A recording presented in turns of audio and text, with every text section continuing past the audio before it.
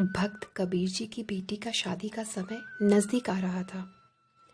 सभी नगरवासियों में कानाफूसी चल रही थी कि देखो तो कबीर की बेटी की शादी है और इनको कोई फिक्र ही नहीं।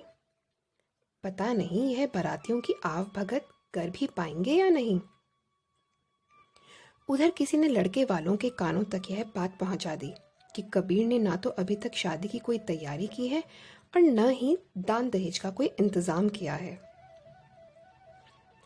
जैसे जैसे वक्त बीतता गया लोगों की सुगबुगाहट तेज हो गई। इतने में शादी का दिन भी आ गया। पूरा गांव विवाह स्थल की ओर चल पड़ा। कुछ तो ऐसे लोग भी थे जो सिर्फ यह देखने के लिए गए कि कबीर जी की पगड़ी उछलते देख सकें। लेकिन फिर क्या, कबीर जी तो फिर सुबह पहले पहर ही घर से दूर एक टीले के पीछे जाके भजन बंदगी में बैठ गए। प्रभु से प्रार्थना करने लगे, हे परमपिता परमेश्वर, आपने मुझे जिस मकसद के लिए भेजा है मैं तो उसी में लीन हूँ, बाकी आप ही संभालें।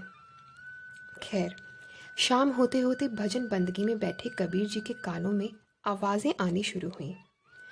धन्य है कबीर, धन्य है कबीर, वाह वाह क्या बात है। कबीर जी ने आंखें खोलकर देखा कि कुछ गांव वाले वहां से गुजर रहे हैं। कबीर जी ने अपनी दुशाला से मुंह ढका और उनसे पूछा, अरे भाई क्या हुआ, किसी कबीर की बात कर रहे हो ना? क्या वह जुलाहा? लोगों ने कहा, हाँ भाई, ऐसी शादी तो आज तक नहीं देखी। इतना दान दहेज और इतने स्वादिष्ट पकवान, वाह भाई वाह, मज़ेदार लजीज व्यंजन, मज़ा आ गया। बोलते हुए वह लोग आगे बढ़ गए। कबीर जी ने सोचा कि कहीं यह मेरा मजाक तो नहीं बना रहे।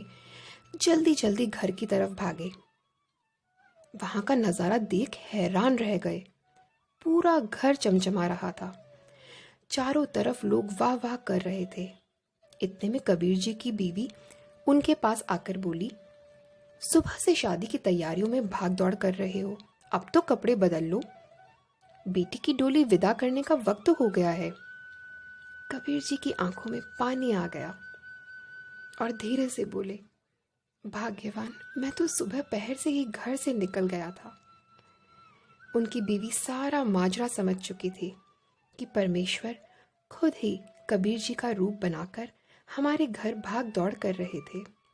अब तो दोनों की ही आंखों में शुक्र शुक्र शुक्राना के आंसू थे। संता के कारज आप खलोहा। इंसान मायूस इसलिए होता है क्योंकि वो रब को राजी करने के बजाय लोगों को राजी करने में लगा रहता है। इंसान यह भूल जाता है कि रब राजी तो सब राजी। सिमरन से मत कहो कि मुझे काम है, काम को कहो कि मुझे सिमरन करना है। सिमरन किया हो तो शुक्र करो और अगर सिमरन नहीं किया तो फिक्र करो।